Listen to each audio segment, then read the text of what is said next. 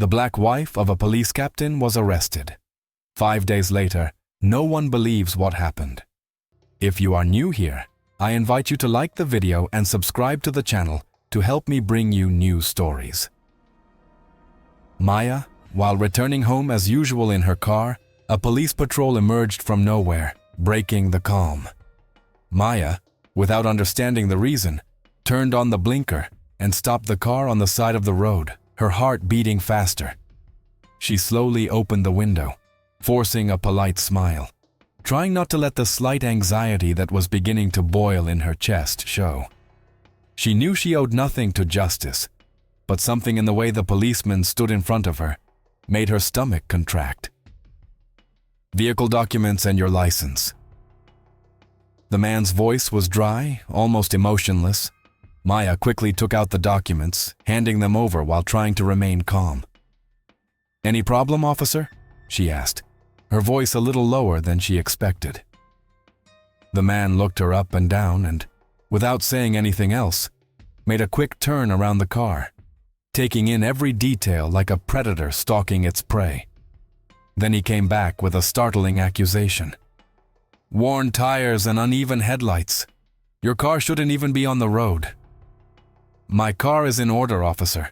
There's nothing wrong with the tires or the headlights," she replied, controlling the tone of her voice. Dominic leaned closer to the window, his face serious and impassive. He watched her like someone who had already decided the fate of the conversation before it began. "Look, you don't have to complicate things. If you want to settle this here and now, you give me $1,000 and I'll forget about everything," he said without blinking. Those words came out of his mouth with a disturbing naturalness, as if asking for a bribe was as common as asking for a cup of coffee. Maya's heart raced, but now it was from indignation. $1,000? This man was clearly abusing his position, and she wasn't going to budge. Taking a deep breath, Maya felt a mix of rage and disbelief boil up inside her. The abuse of power was so blatant that for a second it left her speechless, but she quickly pulled herself together. "I'm not going to pay anything," she replied, her voice firm, her patience already wearing thin. "You're trying to extort a citizen who has done nothing wrong. You're a corrupt cop, and that's deplorable." Maya's words cut through the air like blades, and Dominic, surprised by her audacity, narrowed his eyes. He wasn't used to that kind of response. Normally his victims caved in, intimidated by the veiled threat of bigger trouble. But here she was, a woman who wouldn't bend, who dared to confront him head-on. The tension between the two rose like a rope stretched to its limit. Dominic straightened up, and instead of calming down, his posture grew more somber. He snorted, clearly irritated by Maya's unexpected resistance. "You want to yell at me, huh? You think you can defy me?" His voice was now a dangerous whisper, laden with menace. Before Maya could react, Dominic swung the car door open forcefully and pulled her out without any consideration. The shock washed over Maya.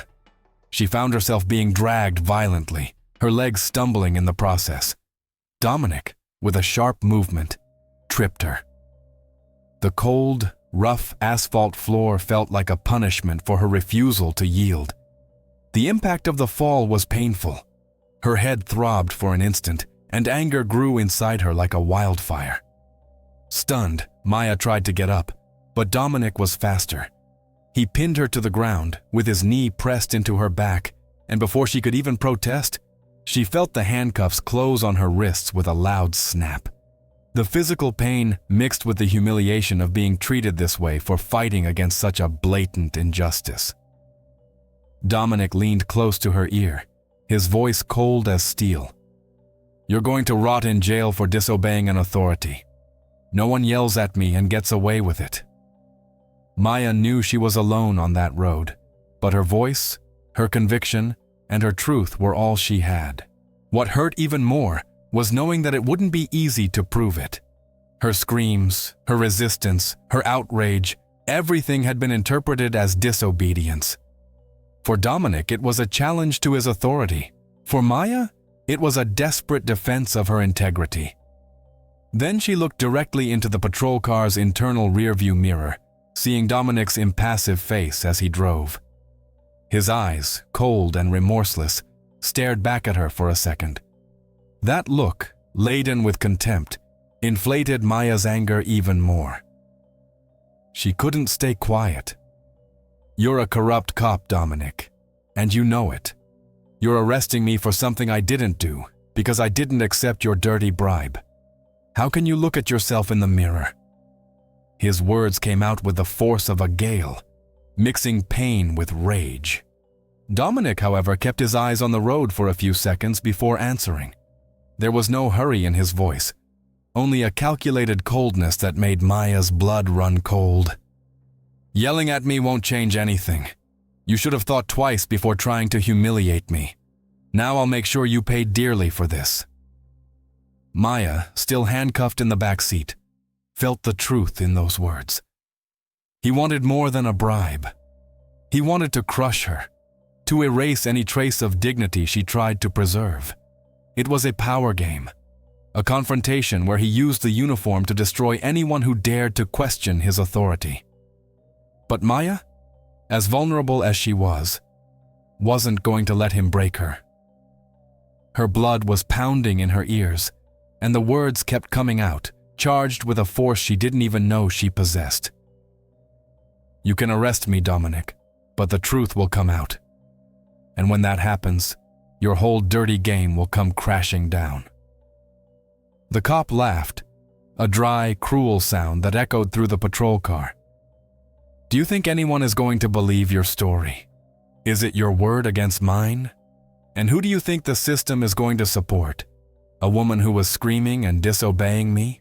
Or the cop who's just doing his job?" Those words hit Maya like a punch. The brutal truth behind them was devastating. She knew all too well how the system worked. She knew that in many cases the word of an authority weighed more than any truth she could tell, and that filled her with disgust. "So, that's it? You use your badge to oppress and exploit those who can't defend themselves?" Maya asked, her voice shaking, not with fear, but with mounting fury. "Do you think you can keep up this charade forever?" Dominic, without turning around, simply shrugged his shoulders. "That's how the world works. People like you don't learn until it's too late."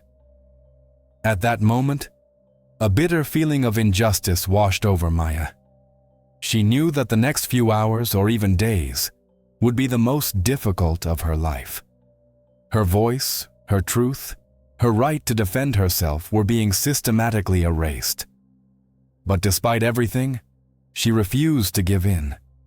She refused to accept the role of silent victim that Dominic wanted to impose on her. Arriving at the police station, Maya barely had time to absorb the cruel reality of being there, handcuffed, humiliated, and treated like a criminal. The atmosphere was somber, with flickering lights and the smell of old paper and bitter coffee permeating the air. Everything there seemed to exude coldness, a brutal contrast to the flame of indignation that still burned within her. She had been dragged into that senseless situation, and now, in front of the reception desk, everything became even more surreal.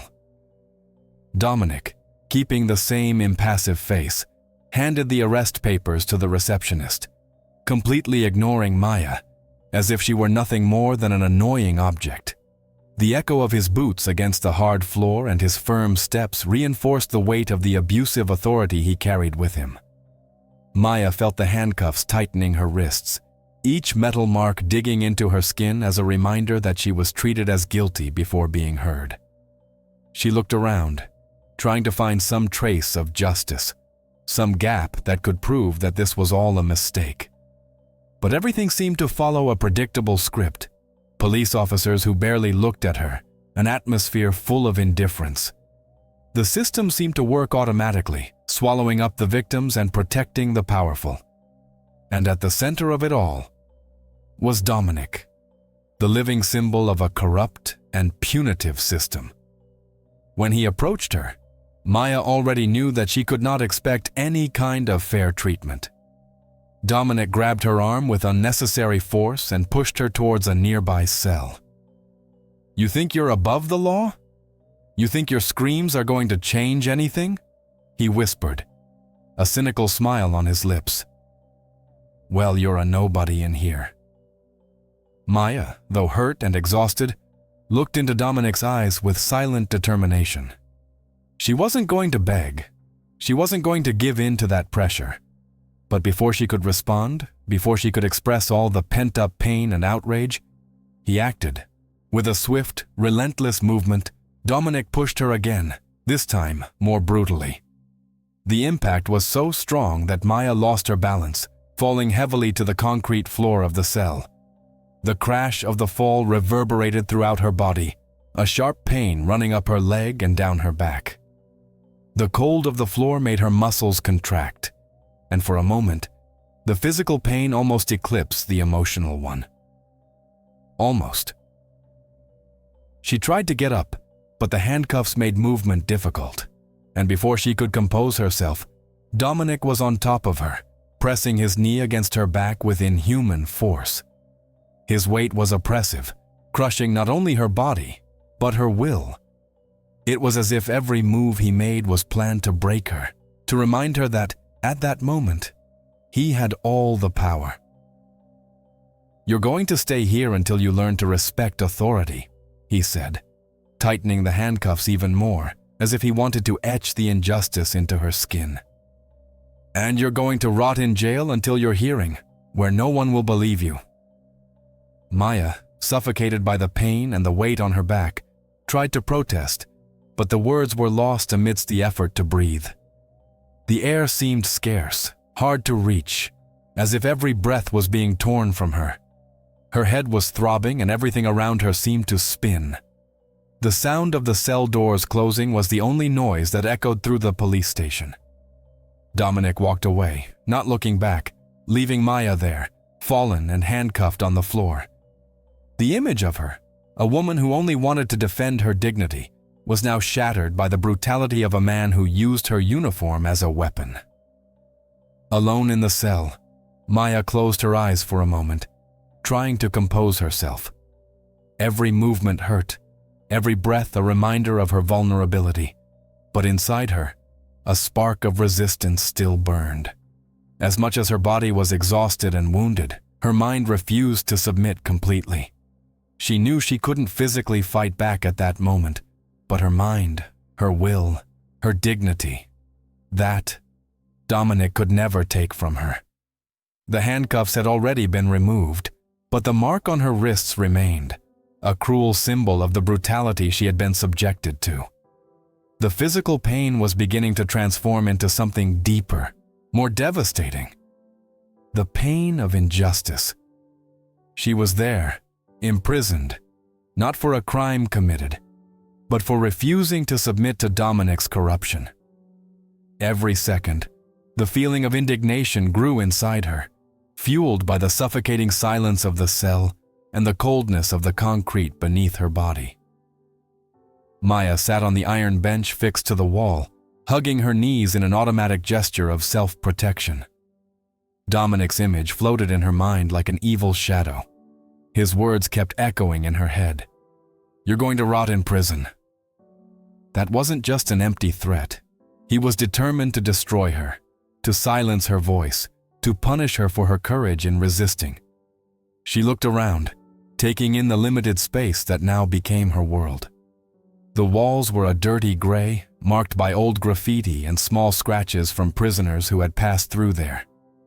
There was a constant smell of mildew in the air, mixed with the pungent aroma of cheap disinfectant. The cell was small, oppressive, as if it had been designed to crush the spirit of whoever was inside. Finally, the cell door creaked open, and an officer entered. "You have a right to a call," she said in a mechanical tone, as if this was just another cold routine of her workday. Maya stood up with difficulty, her legs still shaking from the previous fall, and from the long period of sitting in the cold. She walked with hesitant steps to the phone. Her heart was beating faster.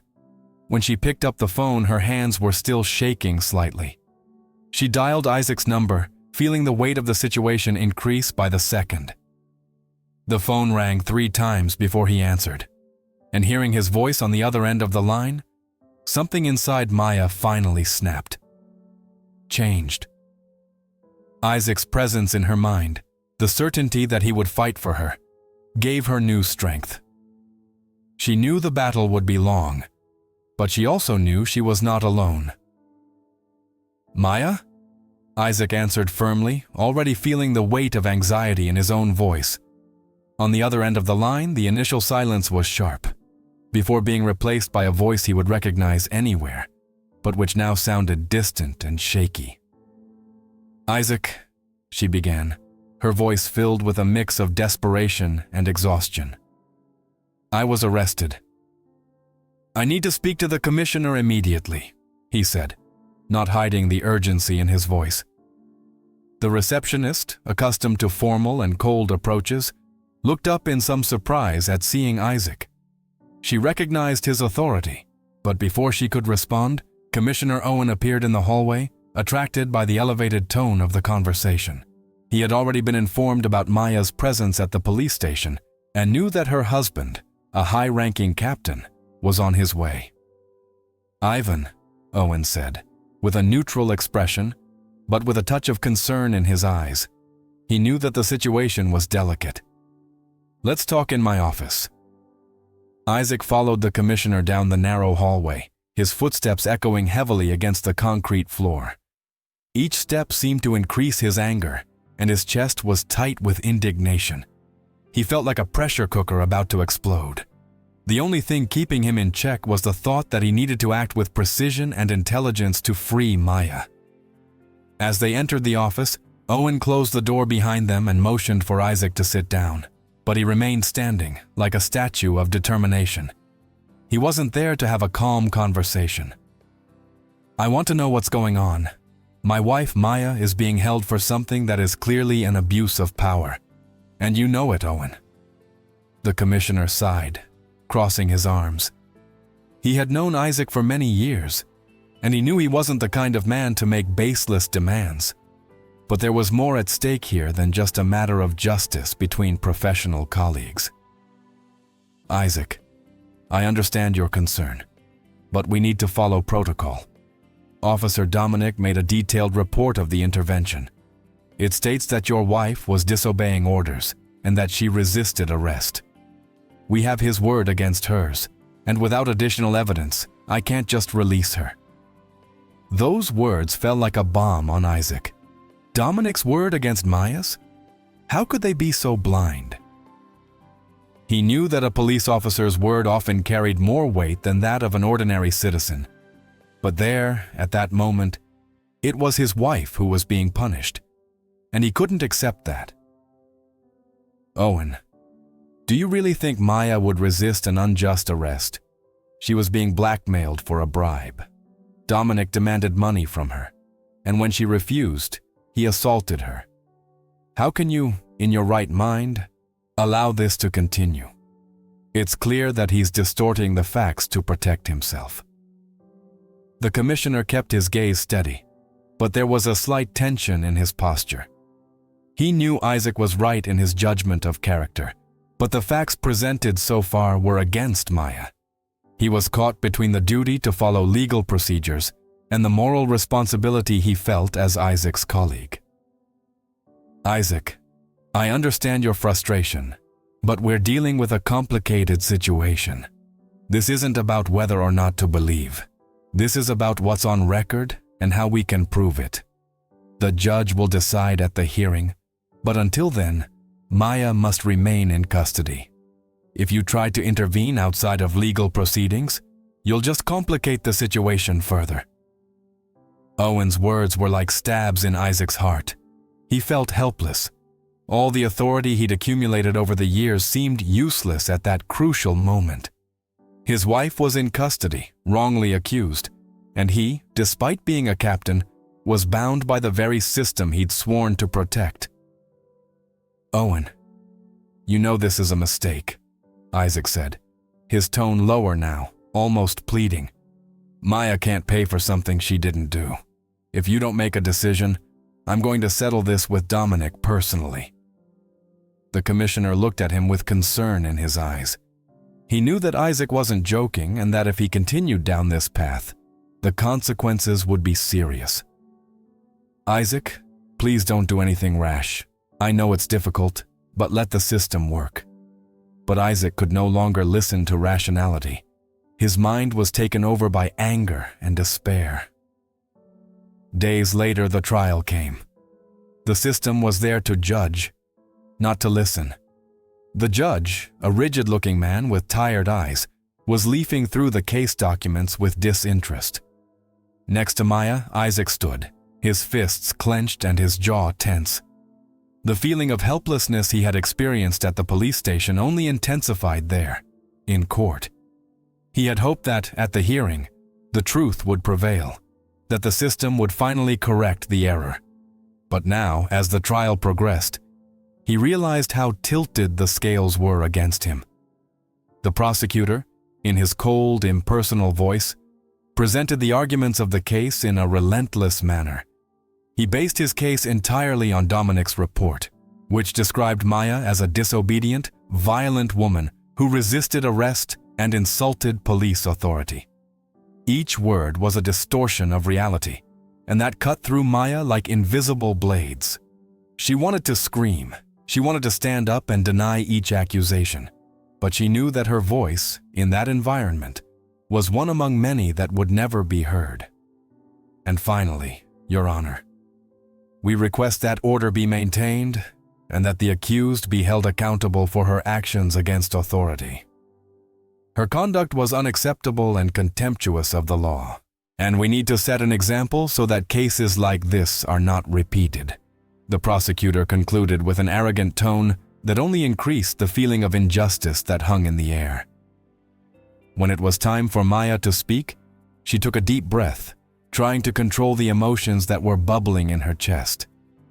She knew her side of the story was the truth, but she also knew that the words coming out of her mouth wouldn't carry the same weight as those of a uniformed police officer.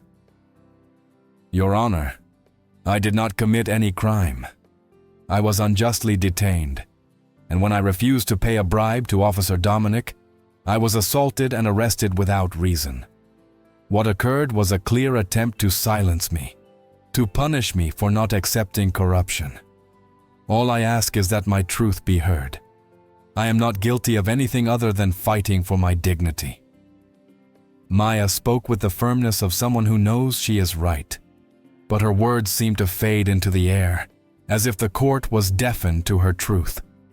The judge watched her for a few seconds, showing no emotion, before turning his attention back to the documents in front of him. Isaac, at her side, felt his heart tighten. He knew his wife, he knew her honesty, and he knew that every word spoken by her was true. But there, in the cold atmosphere of the courtroom, the truth was not enough.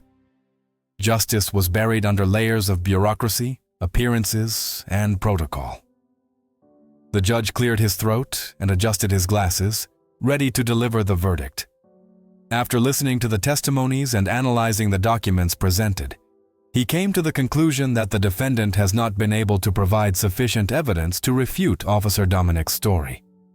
Therefore, I determined that Maya Hernandez be sentenced to pay a fine of $100,000 and serve a 6-month prison sentence for contempt of authority and resisting arrest. Those words fell on Maya and Isaac like a final blow. The air seemed to be sucked out of the room. Maya blinked, trying to absorb what had just happened. Not only had she been convicted, but she had also been labeled a criminal in front of everyone there. The injustice of that verdict crushed her. Her hands, which had remained firm until then, began to visibly shake. Isaac felt such great fury that he could barely think straight. How could the system he had dedicated his life to fail so miserably? He clenched his fists until his knuckles turned white, and his jaw was so tense it hurt. The feeling of helplessness was maddening. He, a police captain, was there, watching his wife being destroyed by a system he had always believed in. A system he thought was there to protect the innocent. Now he saw how wrong he was. Maya was once again taken by the cold hands of justice, this time with the official sentence. As she walked with her head held high, even though her steps were heavy, Isaac followed her with his eyes, feeling a mixture of pride and pain. She, still unjustly convicted, refused to break before the system.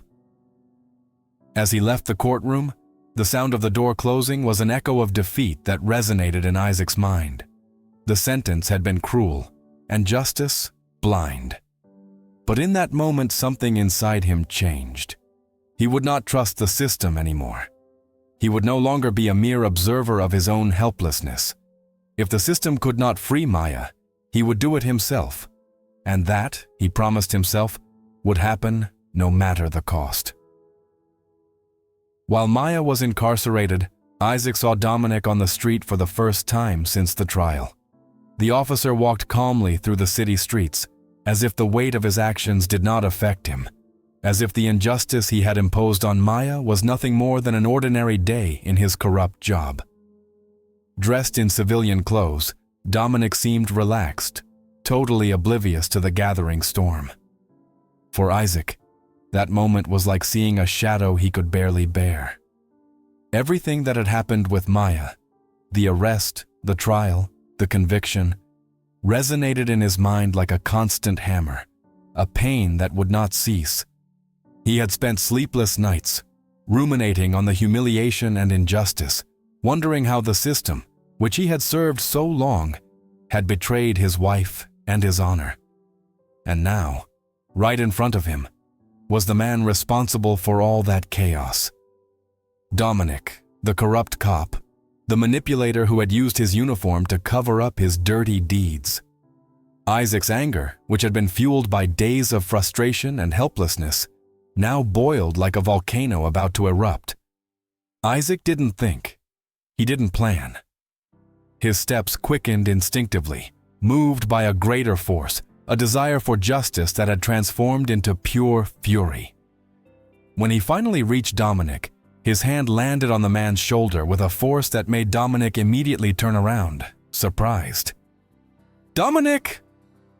Isaac's voice echoed through the streets, charged with an intensity that made the name itself sound like a sentence. The tone was heavy, dense with anger and determination. Dominic took a step back, still processing the presence of Isaac, the man he knew he would have trouble facing face to face. "Ah, the captain," Dominic replied disdainfully, a crooked smile appearing on his lips. He was still nonchalant, as if he were untouchable, secure in his power. "You came to blame me because your wife is a criminal." Those words were the spark Isaac didn't need. Without thinking, his fist flew in Dominic's direction, hitting him hard in the face. The impact was brutal, and the sound of bones clashing echoed through the street. Dominic staggered back, surprised by the speed and ferocity of the attack. "You dare speak of my wife like that after what you did?" Isaac roared, his voice almost unrecognizable from hatred. He was no longer a police captain at that moment, but a man consumed by vengeance, fighting to restore the honor and dignity Dominic had tried to steal. Dominic, now on the ground, tasted the metallic taste of blood in his mouth, but he was still smiling.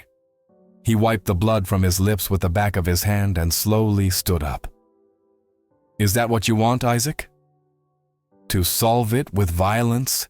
he said, taunting as he stepped back, recovering from the blow. But Isaac wasn't about to talk. All the anger he had built up over the past few days exploded at once, and he lunged at Dominic again, hitting him harder, unleashing all his fury. With each blow, he felt the weight of injustice ease a little, but he also knew that wouldn't be enough. It wasn't enough to physically hurt Dominic. Isaac wanted to destroy that man's life the same way he had destroyed Maya's. Dominic, now cornered, tried to defend himself, but he was clearly outmatched by Isaac's strength and determination. Pain spread through his body with each blow, and he realized that if he kept this up, he might not get out of their hole. In an act of desperation, Dominic managed to get away far enough to reach the gun at his waist, pulling it out with one swift movement. "Enough! Don't take another step, Isaac!" Dominic shouted, his shaking hand holding the gun. Sweat was pouring down his face, and fear was beginning to seep into his eyes. He knew he had provoked the wrong man. Isaac paused for a moment, his chest heaving with anger, but he wasn't afraid of the gun. On the contrary, seeing Dominic pointing it at him only increased his hatred. "Are you going to shoot me, Dominic? Are you going to try to kill another innocent person to protect yourself?" Dominic's eyes flickered with uncertainty. He knew that if he pulled the trigger, he would cross a line from which he could not return. But Isaac was not willing to wait to see if he would have the courage. In a swift movement, Isaac pulled out his own gun. Now they were both in a standoff, each with a gun pointed at them, their heavy breathing cutting through the silence of the street. For a moment, time seemed to stand still. The streets around them, which had once seemed so full of life, were now empty, as if the universe was silently watching the fate of those two men unfold. What had once been a matter of justice had now become a battle for survival. Isaac didn't look away.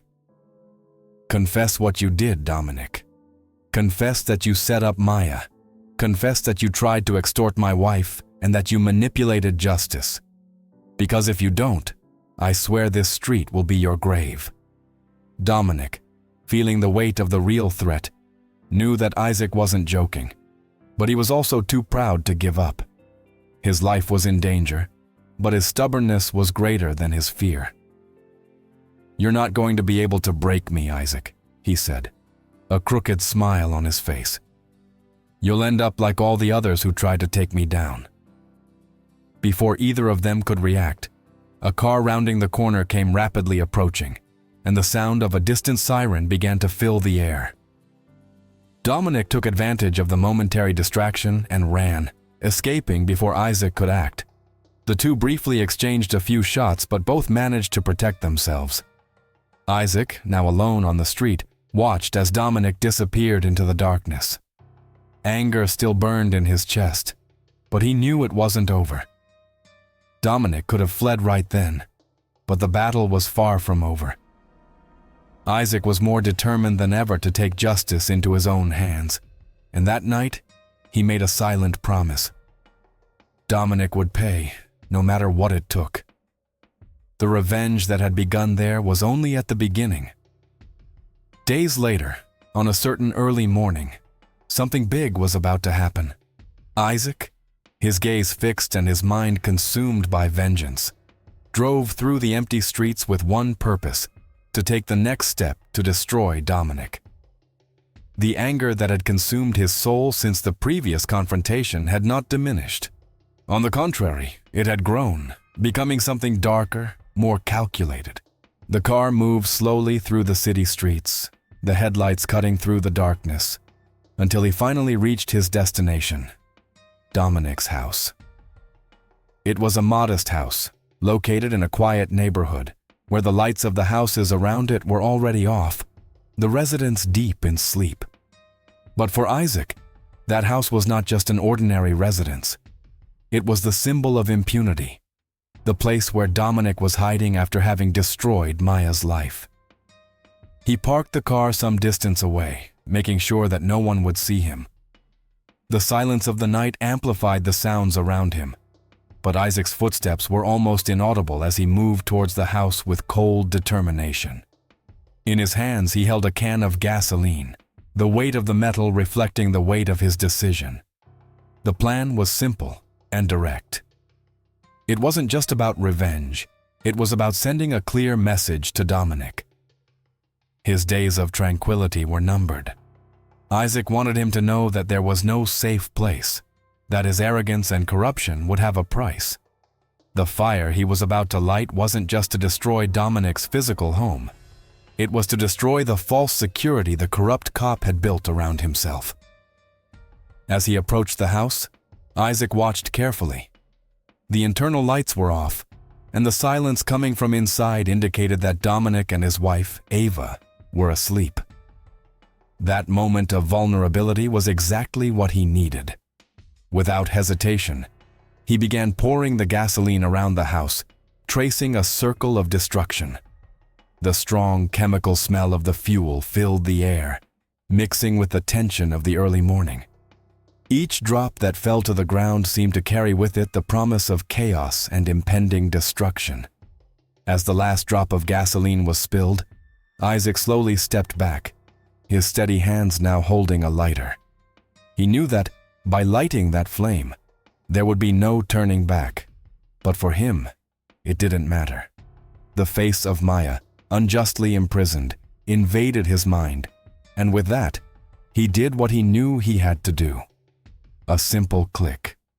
The lighter lit, and the small flame that emerged seemed to dance with a silent fury.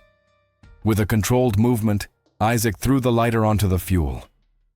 The fire spread almost instantly, as if it had been eagerly waiting for its chance to erupt. Within seconds, the flames began to devour the house, climbing up the walls, licking at the corners and crackling. The sound of the fire growing, crackling and popping, spread across the deserted street. Isaac slowly stepped back, watching the destruction he had started. The flames reflected in his eyes, but there was no satisfaction, only a cold calm. He knew that was just the beginning. From inside the house, he began to hear screams. Ava was the first to notice the fire. Her screams of terror broke the silence of the night. She woke Dominic, who ran outside to try to understand what was happening. When Dominic opened the door, the impact hit him like a punch in the stomach. His home, his refuge, was being consumed by the flames, and he could barely process the magnitude of what was happening. He grabbed Ava by the hand and dragged her outside, both of them running to the safety of the street, while the fire continued to spread voraciously. From afar, hidden in the shadows, Isaac watched. He saw Dominic, desperate and confused, trying to save what was left of his life. When Dominic finally looked in the direction Isaac was, he saw something that made him freeze. It wasn't just the glow of the flames reflected in Isaac's eyes. It was the ticket. On the ground near where the fire had started, a piece of charred paper gleamed in the light of the flames. Dominic, still stunned by the chaos around him, walked over to the paper and picked it up, his hands shaking with anger and fear. The words on the bill were simple, but they carried an unbearable weight. If you don't confess the truth about Maya, the fire will be the least of your problems. Dominic clutched the crumpled piece of paper in his sweaty hands, reading and rereading those words. He knew Isaac was behind it all. The captain, consumed by revenge, was now a real, tangible threat. The destruction of the house wasn't the end. It was just the beginning. Isaac was willing to go to any lengths to protect Maya, and Dominic had no doubt that he was getting closer and closer. As he watched Ava being comforted by the neighbors who had come out of their homes to help, Dominic's heart raced. He had always believed he was untouchable, that his uniform and his position would protect him from any consequences of his actions. But now, facing the ashes of his own home, he saw clearly that he had underestimated Isaac, and worse, he felt that the reins of control were slipping from his hands. He had two options: confess his mistake, surrender to the system, admit the abuse of power and the injustice he committed against Maya, or make a decision that would keep him in the game, however risky it was. Dominic, with his pride wounded and his ego bruised, knew that he could never kneel before Isaac. He would not allow the man who attacked him to destroy what he had built, even if it was based on corruption. Feeling the weight of the bill in his hands and the smell of ashes invading his nostrils, Dominic made a decision. He would not confess. He would not give Isaac the pleasure of victory. He would resist, and more than that, he would fight back. That same night, while the fire still burned in the bowels of his house, Dominic began to draw up his own plan for revenge. He knew he could not face Isaac alone. This man was an experienced captain, cunning and willing to do anything. If Dominic wanted to be victorious, he would need reinforcements.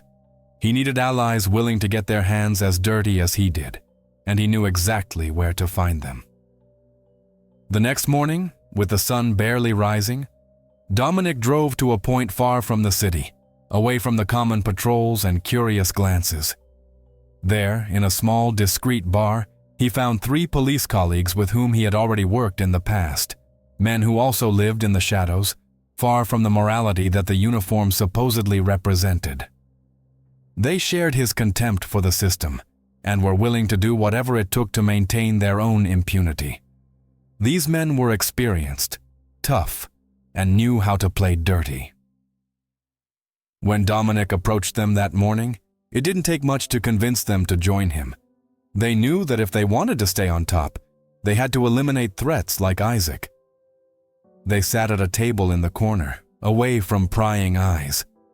As the smell of stale coffee and cigarettes wafted through the air, Dominic looked them in the eye, one by one, and laid out the plan he'd been brewing in his mind during the sleepless hours of the previous night. "Isaac has to be silenced," Dominic said bluntly, his voice firm, though nervousness was rife. "He's after me because of his wife. He won't stop until he destroys me. If we don't act now, he'll come for all of us." The 3 men exchanged brief glances before one of them, with a long scar on his face, cracked a slight smile. "You want us to get into a war with a police captain, Dominic?" he asked, but the tone of his voice showed he was already intrigued by the idea. "This won't be easy." "I know it won't be," Dominic replied, leaning closer, as if those words were heavy secrets that couldn't be spoken out loud. "But he's alone, and we have the resources. We know the city, the routes, the shadows, where no one sees us. If we're smart, we can take him out before he has a chance to take us down." The idea of counterattacking Isaac, of turning the situation in their favor, was seductive. The men knew Dominic was cornered, but they also knew they had the tools necessary to do the dirty work. After all, they had engaged in dangerous actions before, always with the protection of uniform and stealth. An ambush, something quick and fatal, was what Dominic had in mind. The plan took shape as they discussed the details. They plotted the ambush with precision, choosing a secluded spot where Isaac would be most vulnerable and calculating each move coldly. When the sun was high in the sky and the plan finally defined, Dominic felt a mix of relief and anticipation. Not only was he going to resist, but he would strike back with full force. Isaac's fate was overdue, Dominic thought, as he watched his allies disperse, their gazes hard and their steps determined. Isaac's car skidded off the road, sliding through mud and wet grass before crashing violently into some trees. The sound of twisting metal and shattering glass echoed through the night. Inside the car, Isaac was thrown against the steering wheel with the impact, feeling the pulsing pain in his body. He knew he was hurt, but his trained mind quickly began to process. That hadn't been an accident.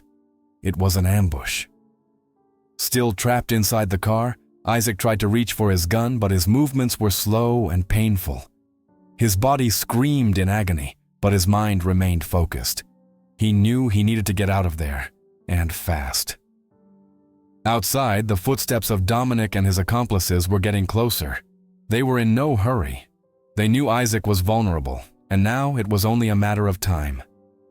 Dominic approached Isaac's car, feeling the adrenaline coursing through his body. He smiled, satisfied with the outcome of the plan so far. Finally, he was back in control, and Isaac's shadow, which had haunted him for so long, was about to be eliminated. He stared at the destroyed car for a few seconds, like a predator contemplating its prey before the final blow. "Your time has come, Isaac," Dominic muttered to himself, pulling out his gun and signaling for the others to prepare for the final shot. But Isaac, although wounded, was not willing to give in. When he finally managed to free himself from the seatbelt, he crawled out of the car on the opposite side, trying to get as far away from the attackers as possible. He was bleeding, his head was throbbing with pain, but what moved him was survival. He knew he couldn't face Dominic and the others head-on, not in that state.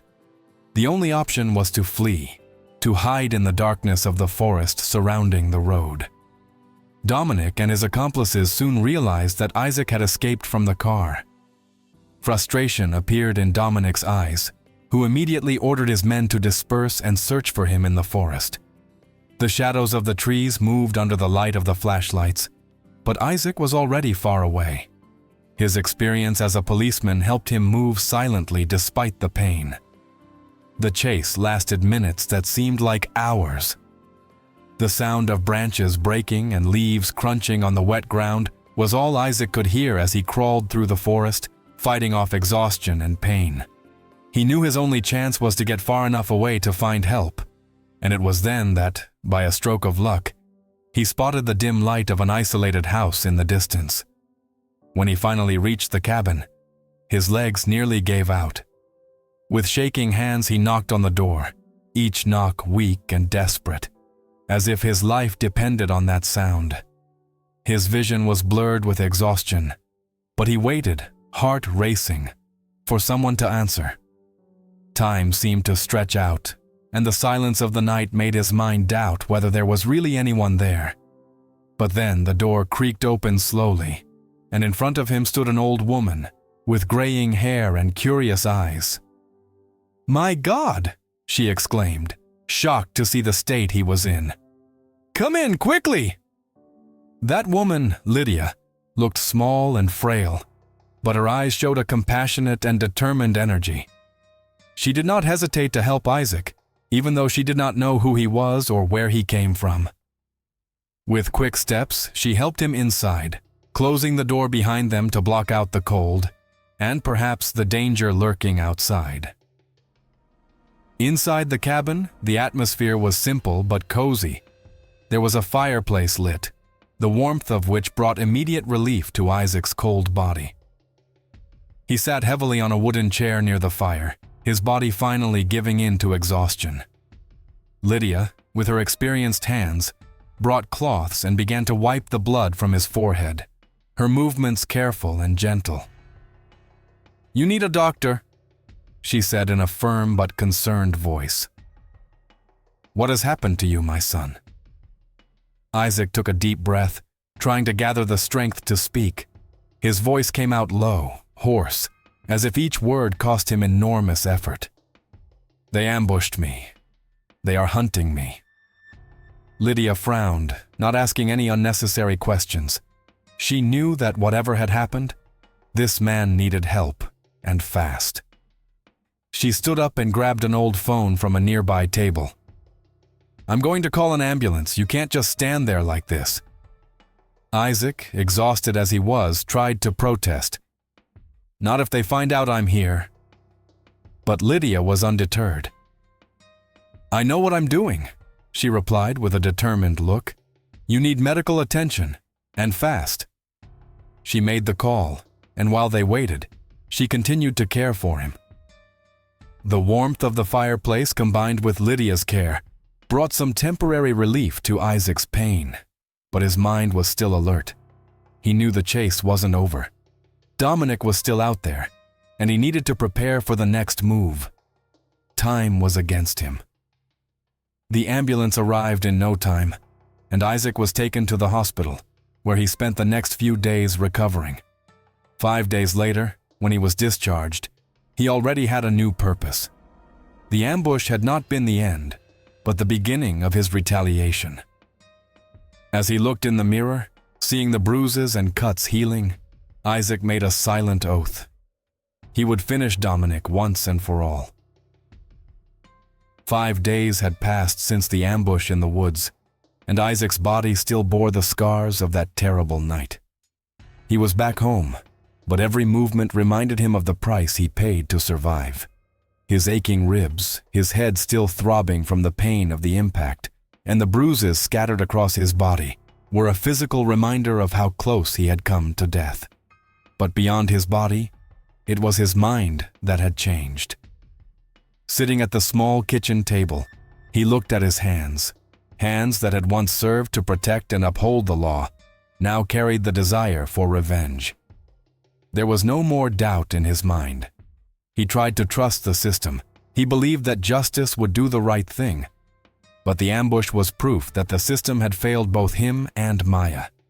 Dominic, with his charade, had nearly destroyed him, and he was still on the loose, ready for more. He stepped closer to the mirror, his eyes reflecting the intensity of his emotions. The cuts on his face, still healing, told the story of a war he hadn't asked for, but one he now had to fight. It wasn't about justice anymore. It was about honor, about revenge, about protecting what was left of his dignity and Maya's life. In that moment, in front of the mirror, he made a silent oath. An oath that would guide him in the days and weeks to come.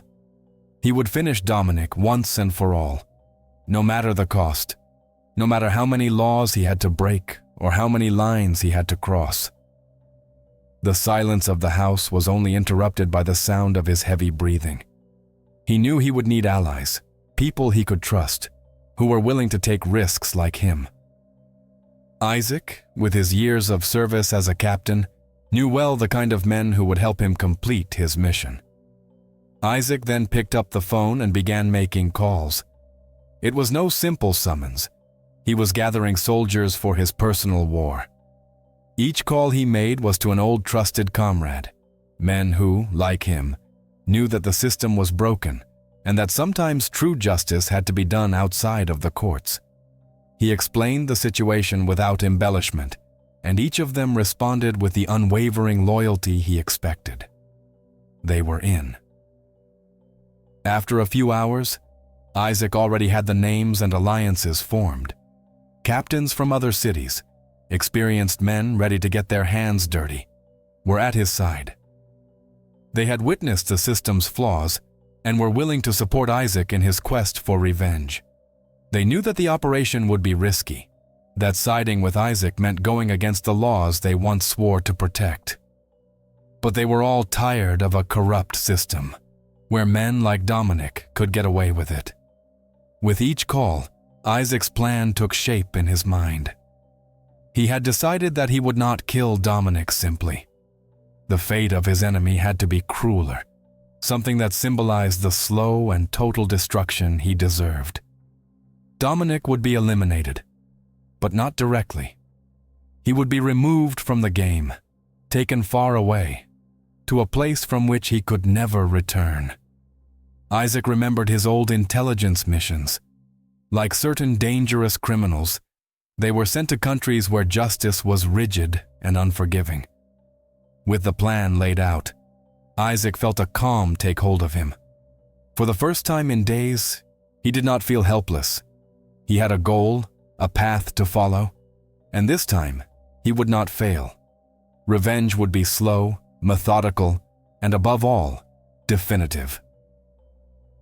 Before leaving, Isaac approached a photo of Maya that was in the living room. He looked at it for a long moment, feeling the weight of everything she had suffered. He leaned over and touched the frame, as if making a silent promise to his wife. "I will fix all this, Maya. I swear." After days of preparation, calls, and alliances forged in the heat of revenge, Isaac was ready. The plan was bold, meticulous, and any mistake could ruin everything. But Isaac trusted the men he had summoned, captains from other cities who, like him, were already tired of the corruption that stained the police uniform. These men were loyal, experienced, and above all, they were willing to do whatever it took to eliminate Dominic once and for all. The objective was clear: capture Dominic and send him to China, a country where he would be imprisoned for the rest of his life, far from any influence or power. Isaac had studied the clandestine routes, the right contacts, the ships that operated outside the law. He knew that once out of the country, Dominic would never have the chance to escape. The justice that the system had not provided would be delivered by Isaac, but in a ruthless and definitive way. The first step of the plan was to surprise Dominic. He still believed he was safe, that the ambush he had set for Isaac would be the final blow. But now it was Isaac who was in the shadows, watching Dominic's every move, waiting for the right moment to act. The perfect scenario arose when Dominic was summoned for a police operation. The irony of the situation was not lost on Isaac. The same man who had used the uniform to oppress and extort would now be captured during an official operation. It was the perfect disguise for capture. No one would suspect an ambush while Dominic was in the middle of a mission. It would be fast, effective, and with no witnesses who could link Dominic's disappearance directly to Isaac. The rendezvous was set on a deserted road that passed through a wooded area, far from the city. Dominic, accompanied by a few officers, was traveling in a convoy, not suspecting that this would be his last day on American soil. He was relaxed, confident, believing that he was still in control of the situation. But Isaac, with his strategically positioned allies, knew that Dominic's time was running out. The ambush was calculated down to the last detail. A black car, with tinted windows, was hidden on the side of the road, waiting for the exact moment to pull out. Isaac stood with two of his allies, their hearts beating in unison with adrenaline. The tension was palpable. Everyone knew what was at stake, and the plan had to be executed to perfection. As the police convoy passed through the deserted area, Isaac gave the signal. The black car emerged from the shadows like a hungry beast, advancing directly at Dominic's vehicle. The impact was brutal. The car Dominic was riding in rolled over several times until it came to a stop frozen in the middle of the road, smashed to pieces. The sound of twisted metal and broken glass echoed through the place, mixing with the deafening silence that followed the attack. Isaac and his men quickly exited the car, armed and ready. They ran to Dominic's vehicle, which was now destroyed and engulfed in smoke. Inside, Dominic, bloodied and dazed, struggled to understand what had just happened. He was trapped in the seatbelt, his body aching from the impact, and his eyes were blinking rapidly, trying to adjust to the light and chaos around him. The world seemed to spin around him, but he soon realized the truth. He had been captured. Isaac yanked open the car door and dragged Dominic outside, throwing him violently to the ground. The other police officers with him had been neutralized by his accomplices. Now, Dominic was helpless, and the fear in his eyes was evident. For the first time, he was at Isaac's mercy. "You thought this would end the ambush, didn't you?" Isaac said, his voice filled with suppressed anger. He crouched down to look Dominic in the eyes. The coldness on his face contrasted with the intensity of his words. "Now it's your turn to disappear, and this time, there will be no turning back." Dominic tried to get up, but Isaac pushed him back to the ground. He was weak, disoriented, and his former confidence was gone. Dominic's eyes showed terror as he desperately tried to process the reality of the situation. He knew Isaac was serious. There was no system to fall back on anymore. There was no uniform to protect him anymore. He was alone, at the mercy of his victim. Isaac's other men worked quickly, tying Dominic up and placing him in the trunk of the car. There were no cries for help, no drama. It was a quick, silent capture, like a predator who has finally caught its prey. They knew time was of the essence, and the less noise, the better. The plan was in motion, and the next stage would be even bolder. Transporting Dominic out of the country, the black car, now with Dominic imprisoned inside, sped down the deserted road, disappearing into the darkness. They would take him to a clandestine boarding point, where a ship awaited them. It was an old scheme used by criminal networks, but this time, it would be used to ensure that Dominic could never return. Hours later, they arrived at the isolated port. A clandestine freighter, without flags or identification, was already ready to set sail. Isaac's men, silent and efficient, took Dominic aboard, handcuffed and gagged. The ship would depart for China, where Dominic's fate was sealed. He would be handed over to the local authorities, where he would be imprisoned in an impenetrable system without any possibility of contact with the outside world. As the ship began to move away from the coast, disappearing into the dark waters of the ocean, Isaac felt a strange calm settle in his chest. The plan had been executed to perfection. Dominic, the man who had destroyed his life, was now being taken far away to a prison from which he would never escape. Isaac knew there was no turning back. The captain had become a ruthless vigilante, and with that, Dominic's fate was sealed forever. 30 days had passed since the moment Dominic was captured and thrown into the dark dungeon of a clandestine ship bound for China. The days at sea seemed endless, and the isolation consumed him every second.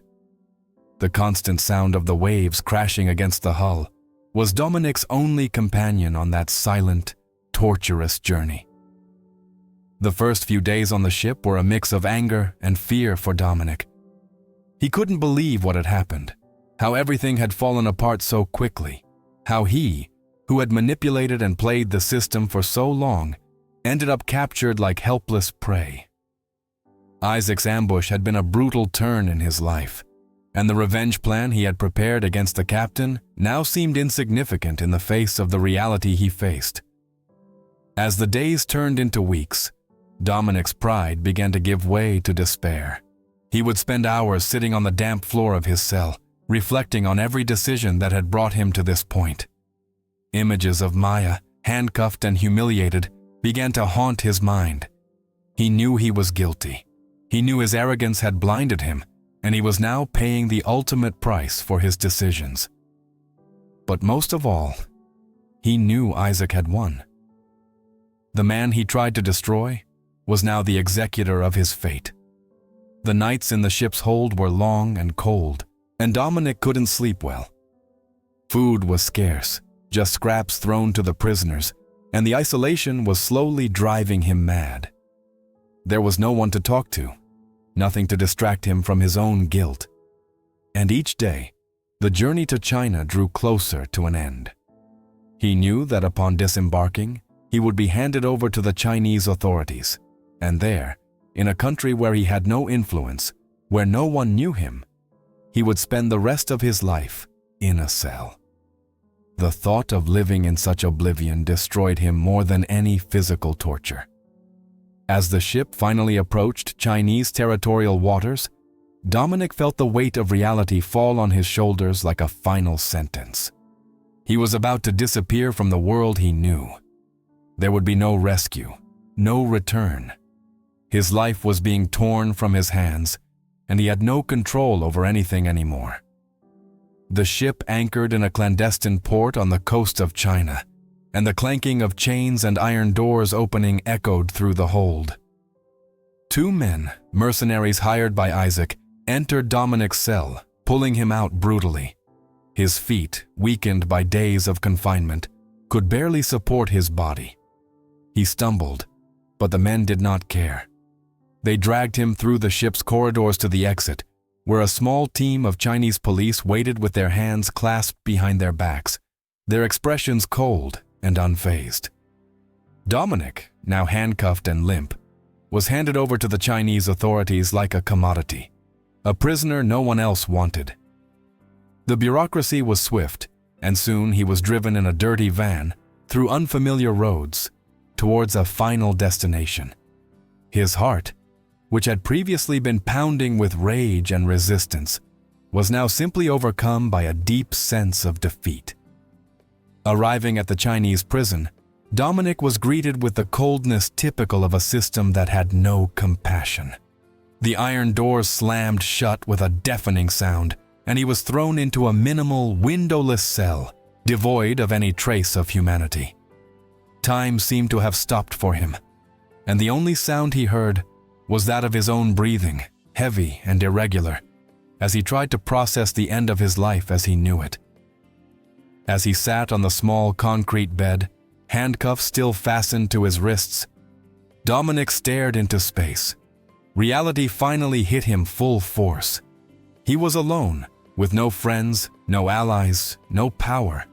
His life had been destroyed by the same uniform he had corrupted so many times. And worst of all, Isaac was free. The man he tried to crush had emerged victorious, and he, the arrogant policeman who believed himself untouchable, would now rot in a prison on the other side of the world. The silence of the cell weighed on him like a cloak of loneliness. He knew that no one would find him there. No one would look for him. There was no turning back, no chance for redemption. The ship that had taken him had disappeared over the horizon, and with it, any trace of his past. As the days dragged on, Dominic began to lose track of time. The routine in the Chinese prison was brutal and impersonal, and he was quickly forgotten, just another prisoner among so many others. But in his mind, he relived over and over the moments that brought him there. The bribe he tried to extort from Maya, the confrontation with Isaac, the ambush he thought would be fatal. Everything he had done now came back against him with full force, and there was nothing he could do to change his fate. Months later, when the echo of the outside world was already only a distant memory, Dominic learned that Maya had been released from prison. The news reached him through a clandestine letter sent by an old acquaintance who still watched him from afar. One day, without warning, the doors to Maya's cell opened. The metallic sound of the bars being unlocked was unexpected, echoing in the cold and desolate environment of the prison. The guard, with a neutral expression, looked at her and simply said, "You are free." Those simple words carried an unimaginable weight for Maya.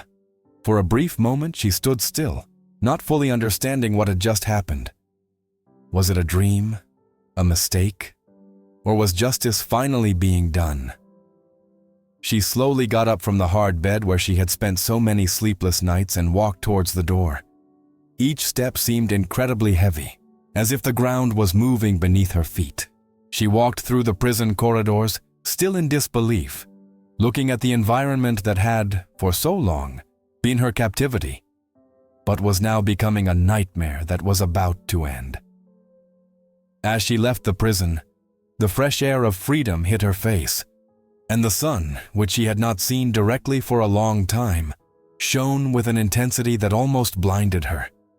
But she didn't care. That light was a reminder that her time in darkness was finally over. She was free. The injustices committed against her were now beginning to dissipate, like shadows before the sunlight. At the exit, Maya's heart raced as she saw Isaac waiting for her. He stood firm, his gaze fixed on her. There was something different about him, something she couldn't immediately identify, but would soon understand. His eyes were heavier, more intense, as if he had gone through a transformation. And indeed, he had. As the two embraced, Maya felt the strength of that embrace. It was more than the relief of seeing his wife again. It was the weight of a battle won. Isaac held Maya tightly, and in the silence of that moment, she knew something else had happened. Something that explained why she was there, free after so long. They didn't exchange words right away, but the look Isaac gave her said it all. He had done the unthinkable. The revenge he had promised himself was complete. Maya pulled back a little, looking into Isaac's eyes, searching for answers. She needed to know how it had all happened, how suddenly the nightmare had ended. "Dominic?" she asked, with a mix of curiosity and fear. She knew he was the key to that whole plot. Isaac smiled, but it was a smile that carried a somber depth. He took a deep breath and said, with an eerie calm, "Dominic is out of the picture, forever. He will not threaten us anymore." Isaac continued with that firm tone, "I solved it my way, to make sure you never have to look back again." Maya, despite everything, felt a mix of relief and worry. She knew what Isaac was implying, but at that moment she didn't want to press him for more details. What mattered was that she was free, and Dominic, the man who had destroyed so many lives, had finally been arrested. And somehow, Maya felt that justice had been done, albeit in a way that the system would never understand. Isaac took her hand, and together, they walked away from the prison. The sun shone brightly in the sky, as if celebrating Maya's freedom. One afternoon, as they stood together in the living room, the soft sound of background music filled the air. Maya, sitting on the couch, watched Isaac in silence. He was standing at the window, staring out into the horizon with a lost gaze. He was the same man she loved, but something about him seemed irremediably different. There was a weight on his shoulders that he carried alone, and Maya knew she couldn't ignore it any longer. She needed to understand what had really happened, not just for the events that led to Dominic's downfall, but for Isaac's sake. Isaac called out softly, her voice breaking the silence. He turned around slowly, his eyes meeting hers. The look he gave her was filled with suppressed pain, but also a kind of acceptance. She knew he was a man who couldn't be sooner or later, and she would have to tell him everything. And in that moment, she realized she couldn't keep it all to herself anymore. She sighed, gathering the courage to ask the question that had consumed her since the day she left prison. "You told me that Dominic is out of the picture, that he's not going to threaten us anymore. But I need to know, what really happened to him? What did you do?" Isaac was silent for a few moments, as if he was gathering his thoughts. He walked over to the couch and sat down next to Maya. He ran his hand through his hair, a gesture that revealed his tension, and then looked at her with a serious expression. There was no avoiding the truth anymore. She deserved to know everything. "I promised you I would protect you, Maya. I promised you that Dominic would pay for everything he did. And that's what I did," he began, his voice low but firm. "After you were arrested, I realized that the system wasn't going to protect you. No matter how hard I tried to follow the rules, he was beyond the reach of conventional justice. So, I did what I had to do. I gathered some former colleagues, men I could trust, and together, we planned something definitive."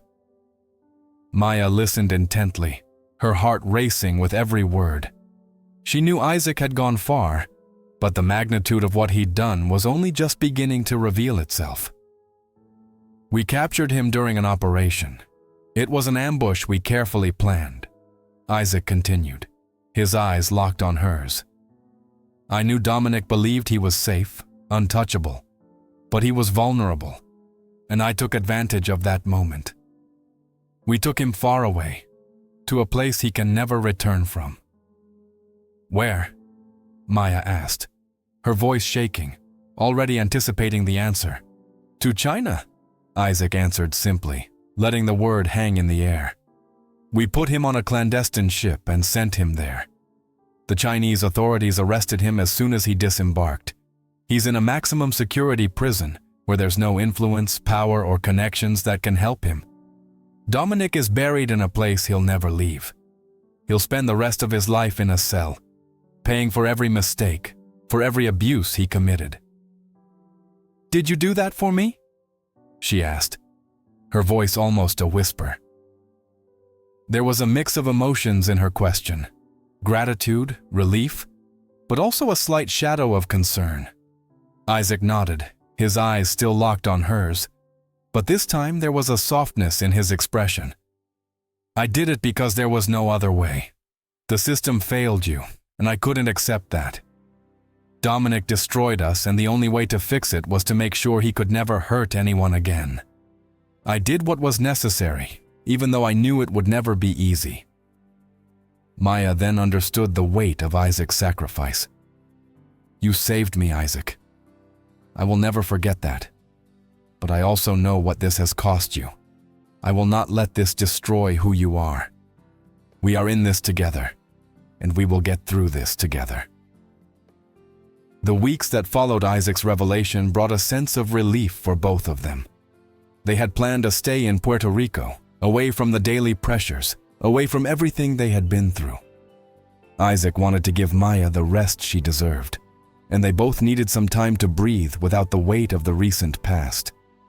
Puerto Rico would be that refuge where they could pretend, at least for a while, that they were safe.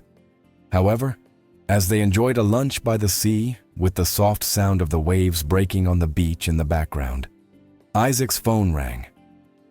It was a call from Felix, an old trusted colleague, someone who had always supported him, even in the most difficult times. Felix's tone on the other end of the line was not one of reassurance, but of urgency. "Isaac, you have to get out of there now." Felix's words were fast and intense, and immediately, Isaac knew something was terribly wrong. He walked away from the table, moving to a more reserved place. But Maya, watching his expression change, already knew the news was not good. "What's going on, Felix?" Isaac asked, trying to keep his voice steady, but the knot in his stomach was beginning to tighten. Felix sighed, knowing what he was about to say would change everything. "The captains who helped you in the plan got caught. Someone pressured them and they started talking." "Felix, what are you telling me?" Isaac asked, his voice low, almost a whisper, already anticipating the answer. Felix paused, as if he were carefully choosing his words, but there was little he could do to soften the blow. "Every police force in the United States is looking for you, Isaac. They found out everything. They know that you are responsible for Dominic's disappearance. They know that it was you who planned to take him to China." Isaac leaned back against the wall, feeling the strength leave his body for a moment. He looked at Maya, who was now watching him from afar. His expression was worried, sensing that something was terribly wrong. He needed to pull himself together, to think fast. But the truth was devastating. Everything he had done to protect her, the entire meticulously executed plan, was about to explode in his face. "What do I do now?" Isaac asked, his voice deeper, almost emotionless. Felix didn't hesitate. "You have to run, Isaac, and fast. There's no time to think. All the police forces are converging on Puerto Rico. If you stay there, they'll catch you. I can't do anything from here anymore." Felix's words echoed in Isaac's mind as he tried to process what this meant. Everything was falling apart. He had done everything for Maya. He had crossed every line imaginable to make sure Dominic paid for his crimes. But now, he was the hunted. The system he had so despised was now turning against him with unrelenting ferocity. Isaac hung up the phone. The sound of the sea in the background now seemed distant and irrelevant. He walked over to Maya, his eyes darkened by silent determination and the bitter acceptance of what was to come. "What happened, Isaac?" she asked, already knowing that something terrible was about to be revealed. He sat down beside her, taking her hands. "They found out, Maya. The plan didn't work. The captains confessed. And now they're coming for me. They're coming to arrest me." Maya blinked, trying to absorb what he was saying. She knew Isaac. She knew how much he had risked for her. But now, the price seemed too high. "What are we going to do? Run away?" He looked out at the horizon, as if searching for answers in the vastness of the sea. "We have no choice.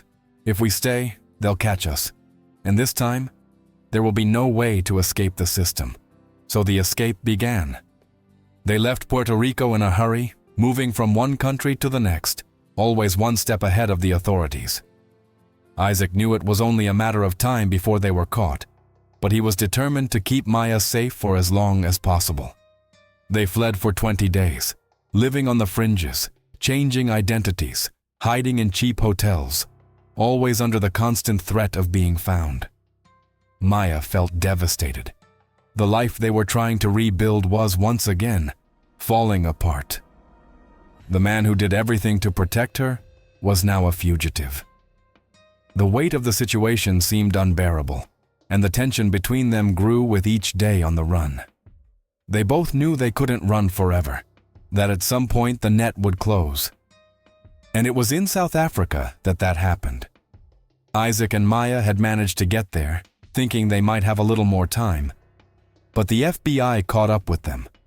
Cornered with no other places to run, they were captured. Isaac's plan that seemed so perfect had fallen apart. Now he and Maya were in the hands of the authorities, and what happened next was completely out of their control. As they took him into custody, Isaac looked at Maya, trying to convey some comfort, but he knew the battle was lost.